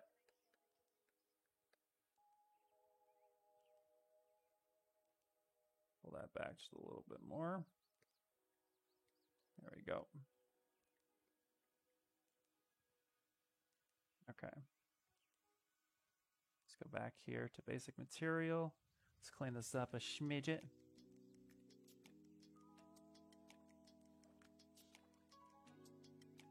I want a hug. Give me a hug. That's what he's saying right now.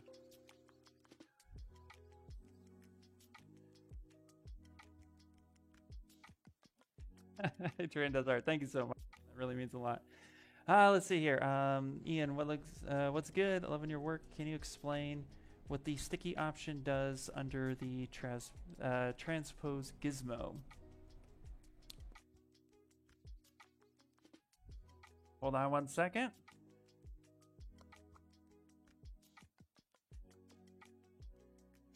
Oh, transpose gizmo. Hold on. Sorry, I'm drawing a blank. Or can you explain the sticky option does under transpose gizmo? Cheers.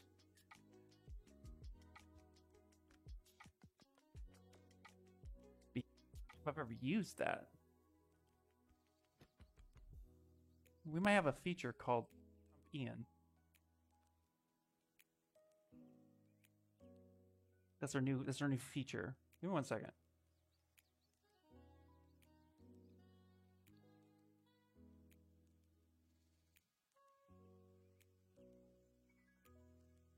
Literally, like, I don't think I've ever used that. So to be honest, I may not know.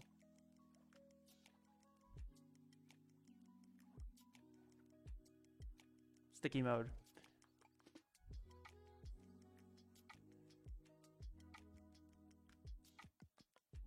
What the heck?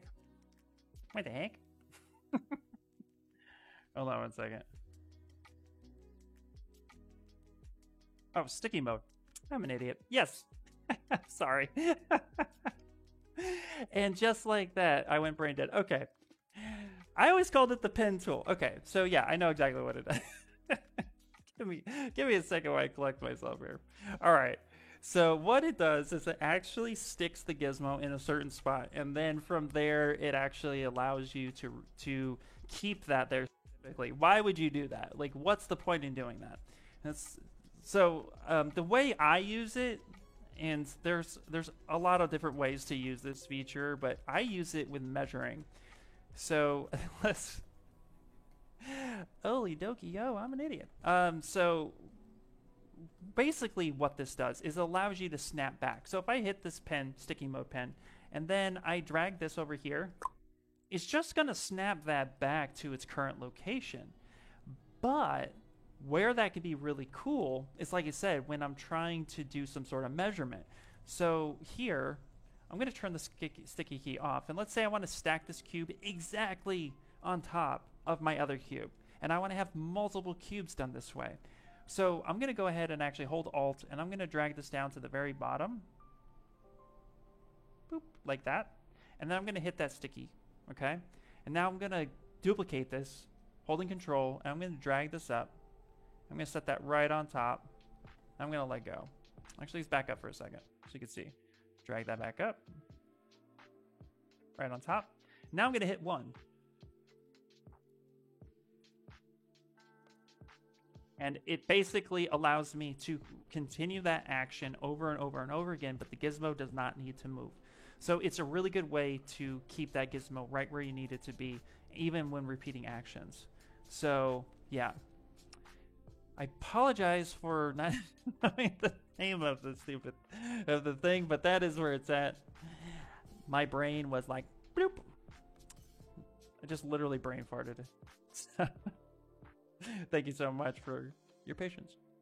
Mind blown. Thank you for that. Not a problem. Not a problem. Yeah. I literally have always been like, oh, it's called the pen. It's just sticky mode. Yeah. I'm like, pen. Here's my names. I got the cog. I got the little pen. I got the world location. I got my home. I have recycle. And then I have locked. And then I have pizza box. Don't mind me. No, no, no. Don't worry. We learn together. Full circle. All right. So where are we at? We are at 2 hours. Okay, so that is going to cover it for the day. Actually, let me do one thing real quick. One thing really, really quick. Una más. One thing. Okay, so what I wanted to do, and I kind of wanted, so somebody asked earlier about when to, you know, pose or when to set up for a pose. I'm gonna Z-remesh this, and I'm gonna Z-remesh this with the idea of posing soon. So what we're gonna do is I'm gonna turn off the lines here, and I want to actually use my polygroups. So I'm going to come in here and create more polygroups real fast. And then we'll be taking off.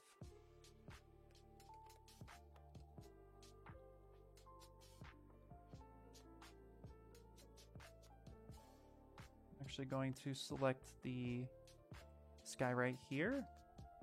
And what I like to do with torsos, by the way, is I like to kind of mask off where that rib cage would be and make that its own polygroup. Because that way we'll have some good deformation happening there. See that right there. Boom. Boom. Okay. And then we're going to grab this leg real fast. I'm going to select this bad boy right there. Make that. Take this bad boy, make that. Okay. So now that I have this, at the very top, I'm going to go ahead and hold Control and tap for my history. And create a history spot. Okay. And then, hold on 1 second. Let's make a better selection than what we just did. There we go. Perfect. Let's go ahead and do that now. And now what we're going to do is we're going to, let's save it. And now I'm going to turn the lines back on. And ideally, we're going to Z-remesh this using all these different polygroups in our favor. So I'm going to come on down to Z-remesher. And I'm going to keep groups. And yeah, don't worry about detect edges. What we will do is actually crease all polygroups, and then we'll keep the creases. This is just, it's going to be a little bit more seamless in the transition of Dynamesh to Z. And then I'm going to turn Adapt off, but I have Symmetry turned on.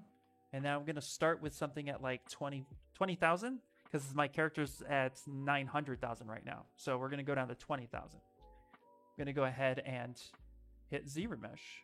So let's go 20,000 like that. Boop. And then Z-remesh this.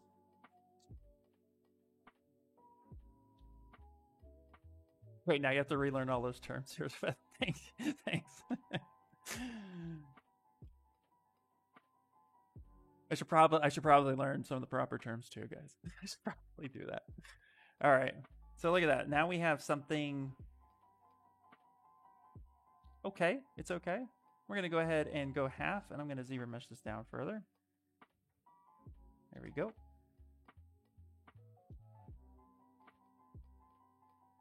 I just want the kind of polygroups to be in my favor. There we go. Okay.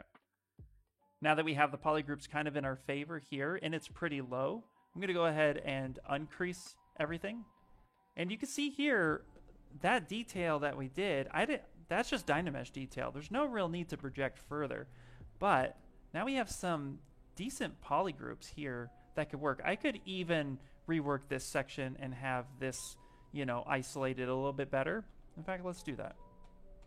Let's come back here. Let's grab this right here. Let's actually isolate this just a little bit better. Yeah, something like that. Perfect. Let's do that one more time. But you can see just with those settings there, crease all, come through, 20, and then let's go ahead and Z-remesh that. And this will be the last of the last part of the day.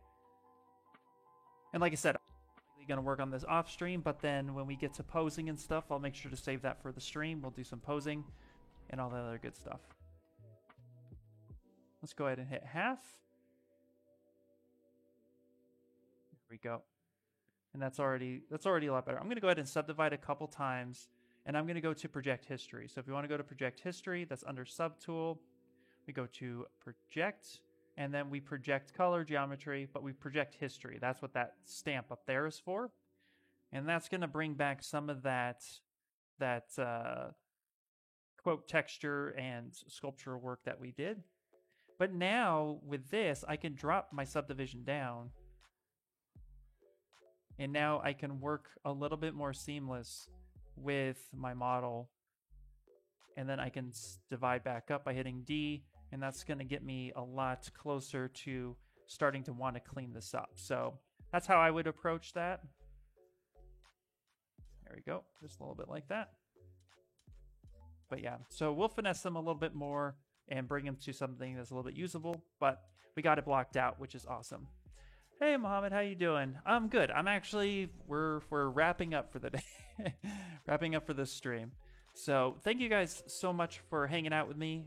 Really appreciate it. Hope you guys learned something. It was really nice to also learn something, like a term, like sticky mode, all that good stuff.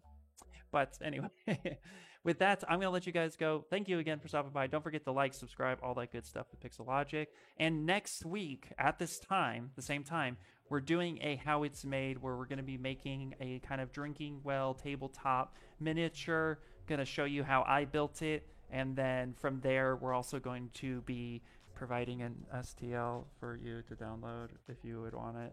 So all that fun stuff. But come learn something. We'll be doing something really cool like Array Mesh and Z-Modeler and some fun stuff. So with all that being said, you guys have a fantastic one, and I will chat at you later.